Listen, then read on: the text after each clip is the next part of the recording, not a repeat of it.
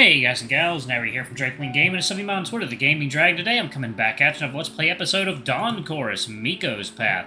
So let's go ahead and jump right back into it, shall we? Alarm chain, you were up, and let's go. All the feelings, all the memories, they were there all the time, lurking just beyond the surface. No, I never got any closure. I never let go of anything. I thought I did, but all I've done was burying my feelings deep inside me. I never confronted the loss. This hole in my life. I only walked around it in circles. And now he's here in my life again. And I don't know what to do. And I'm angry. I'm angry for the time I've lost, but did he rob me of it, or was it me? If you could live it once again. Yes, without a second thought. I put on the headphones and press play, and the noise drowns out my thoughts. We are entangled from space and time, across space and time. We'll meet again, I know that. I'm in the passenger seat and you drive the car. When you left, I remained and resigned myself to this. But now it's cold and windy with the engine off and the windows open. And I listen to the sounds from the outside, the laughter and chats. The leaves are falling. Or are these snowflakes already? What was left of you was the unfinished letter in my pocket, the image of your curling tail forever burnt inside my head, like a bonfire. The knock echoed in the room. I was sitting alone and hopeless last night, and I thought I'd cry myself to sleep over the future that could have been, and how close it was. But he still knocked. He must care. He cares about me. His friendship is like a valuable gem to me, even if it's just because of how long we've known each other. But I'm just learning to accept living without him. I was doing so good. I could let go now if I wanted. All this hurts, and I feel like I've had enough. Do I need time without him? Maybe not. Seems important. Maybe not. I don't want to push him away like he did these years ago. I've had time without him already. Heaps of it. It didn't help much. No, it's not him anymore. I need to learn to live with myself. Should I give him time? Do I need time without him? No. Somewhere along the line, I closed myself off and let life start passing me by. And things got better. I worked hard to pull myself up from where I've been. I started to make friends, to take initiative. I started to live, but I didn't grasp the reasons. I didn't understand myself. I've walked us into a dead end.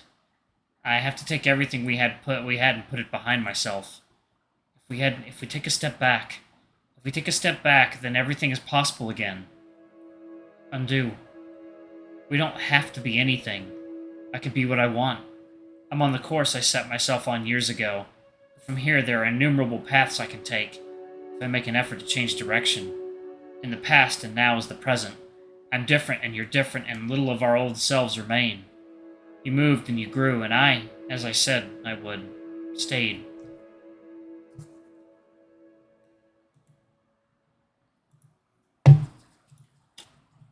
But the light of the moon flickers, as if trying to communicate something, but I already know what I have to do. I roll down the shutter and open the door. It's time to face the sun.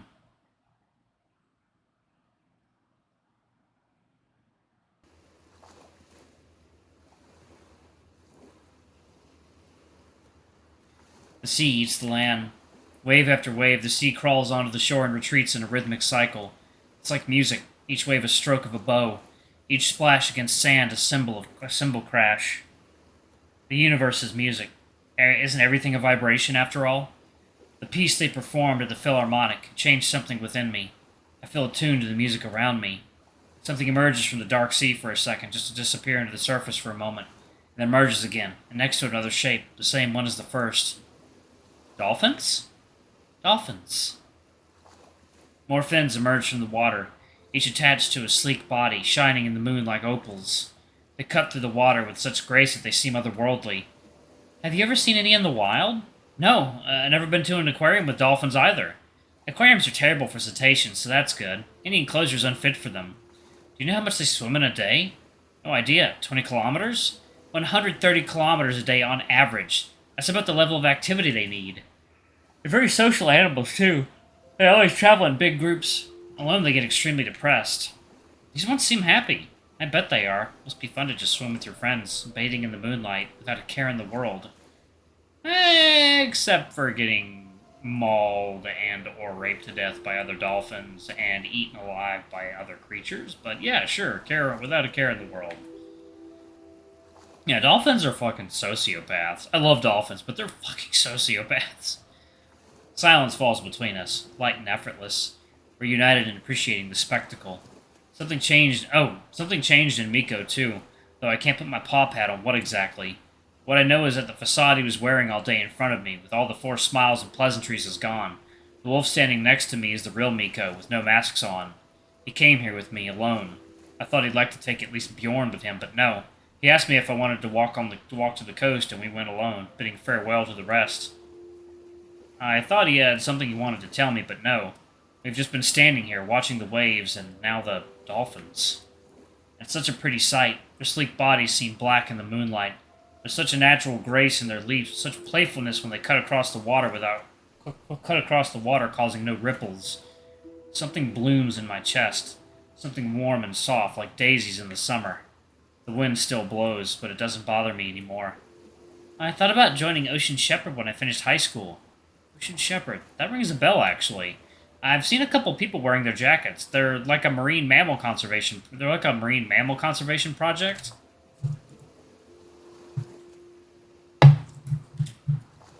A non-profit fighting whalers. They're extremely brave. They swim around whaling vessels trying to impede their work and document what they're doing. They've been called eco-terrorists more than once. I have so much respect for them. I don't think I'm cut out for this kind of direct action. But work like that is what this world needs, and what the dolphins and whales deserve. It makes my blood boil, but what whalers are doing. I remember you wanted to become a sailor. It would make sense for you to join them. Yeah, that was only a dream. Dreams don't really come true, do they? Sometimes they do, maybe if you wish hard enough. If you work hard enough. But even then, not everything is within your reach. There are things you can't have no matter how much you want them. Like someone you love, but they don't love you back. It's better to just make peace with that, otherwise your own feelings will weigh you down. Most things in this world we can't change. We can rage against them, but it won't change anything. It's a wasted effort. If you make peace with the world, then you can find the same sort of peace inside you.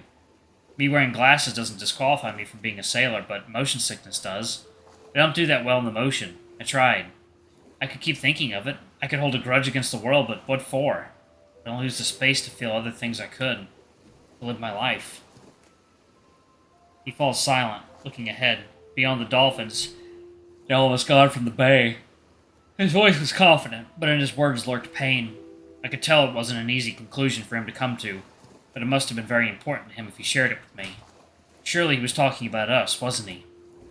Does it mean he's over me? My paws tremble now. I don't know why. Am I wearing a mask now? Am I pretending?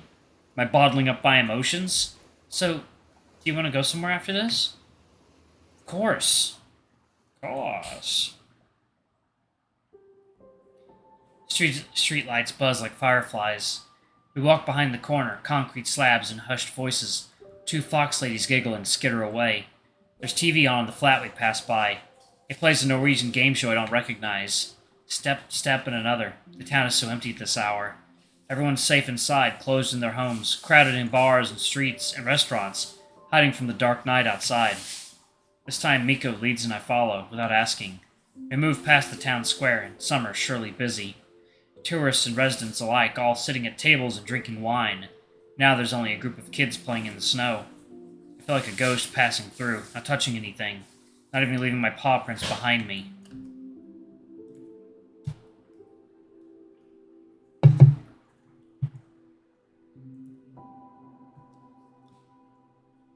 All the life moved indoors, behind the giant front windows of the stores and restaurants, behind the illuminated doors of the flats and houses we walked past. Rock on, Mikko. Or jam on, I should say. Mikko is not really a rock-type person. Lavender. Lavender and jasmine and freshly cut grass and dead leaves and so many other smells I can't identify that send my nose into a frenzy. I feel so good here. I'm glad we get to experience this place again before we leave. The first time we entered, I felt disoriented. Now, I sighed contentedly as I left my jacket on the hanger. Felt like coming back home. I wouldn't guess this place is so popular. Much more crowded than the early afternoon, yeah. I'm glad we got a table. Welkomst, jeg gerdeg minyan dine. Oh, I remember you from yesterday, is that right? Yes, we were here. We had a lovely time. I'm happy to see you again. Here are your menus. When you're ready, you can ring the bell and I'll come take your order.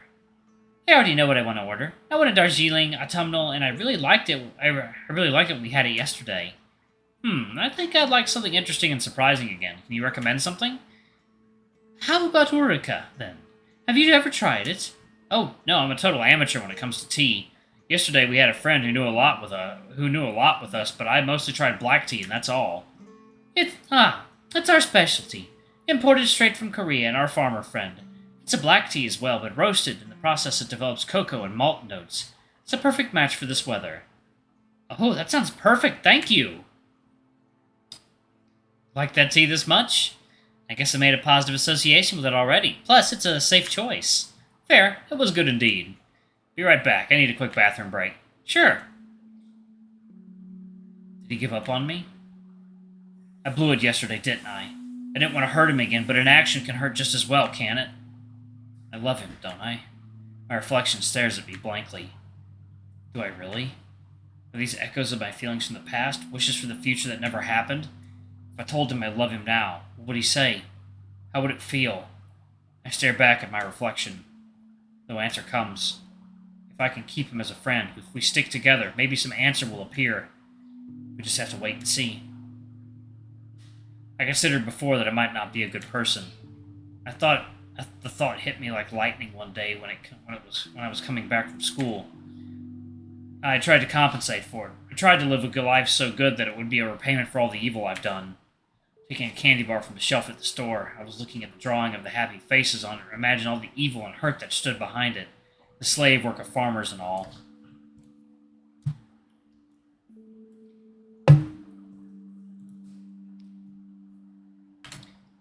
But as a book we read in finished classes said, we have to live and go on, so I put the bar back on the shelf and continued with my life.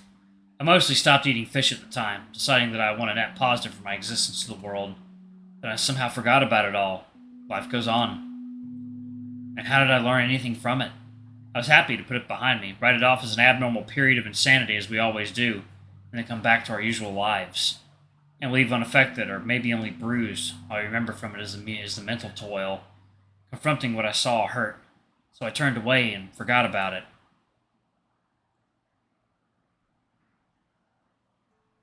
When I come back, the teapots are already on the table, steam rising from their short bird-like necks. Look like a pair of swans floating on the water. Oh, that was quick. Which one is mine? The left one. You can try mine too if you want, though.